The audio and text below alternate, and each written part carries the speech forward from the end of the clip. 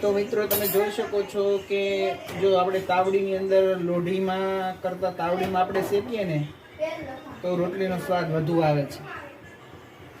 તમે જોઈ શકો છો. સ્વાસ્થ્ય માટે પણ સારું અને મીઠી પણ થાય. બરોબર, આવી રીતે શેકવી નાખવાની મસ્ત.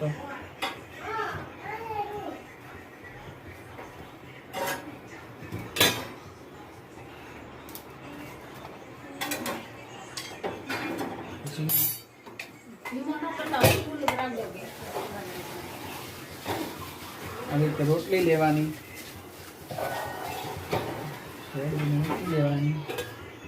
બાજુમાં મસ્ત મજાની દાળ થાય છે. અમારા ભાભી છે વઘારે છે અને મને રોટલી શેડવાનો હું ટ્રાય કરું છું. આવડે છે થોડું ઘણું તો, છતાં ટ્રાય કરું છું.